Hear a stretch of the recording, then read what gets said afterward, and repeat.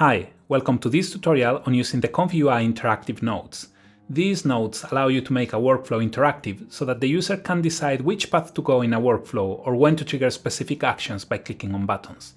The nodes can be downloaded from ComfyUI Manager by typing in ComfyUI-Interactive, this one, or from the GitHub repository. The link is in the video description. These and other example workflows are available in the repository itself. By the way, if you want to get notified when I publish more notes or videos like these, please subscribe now. If you haven't checked my inpaint, crop and stitch notes for inpainting only on masked area, check the link to the video or GitHub in the description. First, let's have a look at this full demo of the interactive select and interactive switch nodes. This workflow uses several SDXL turbo nodes to generate images fast, then allows the user to select options and add more and more pieces to the prompt. So let's first enqueue the prompt, which will trigger generating some images. But then the prompt waits for user input. Does the user want to generate images of a dog or a cat or a rat? Let's go for a rat. When the user clicks one of the select buttons, the workflow moves forward.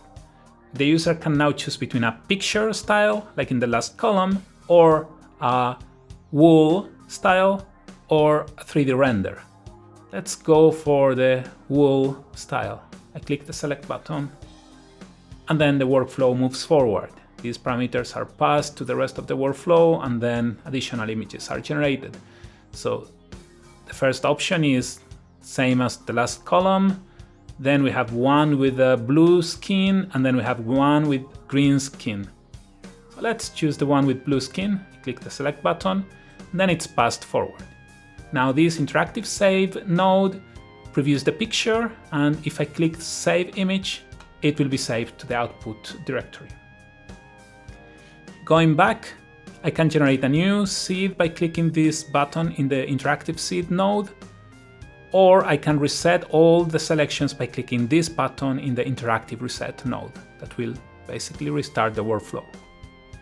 Let's look at another example. This is how to set up the nodes. You input whatever you want to the interactive selector nodes, in this case just images, and then you connect them to an interactive switch node. Once you click select, this image will be passed from the interactive selector to the interactive switch, and then will be outputted. If you want to pass other parameters, you can use the interactive selector and interactive switch nodes with parameters, like in this example. In this case, I am passing all of string, integer, float, and an image and a mask. You could also pass latent. They are connected the same way, and when selecting the nodes, all of the parameters will be passed through. Finally, you can connect a single selector node to a switch node in order to disable or enable entire paths in the workflow. In this example, you can sample an image up to 5 steps, and the selector node shows a preview. If you like the preview and want to continue sampling to, let's say, 20 steps, you just click this button. If I like what I see, I would click this button and save this image. That's actually it. I hope you enjoyed. As said, subscribe to the channel if you want to hear about new nodes, workflows, or tutorials. Thanks a lot.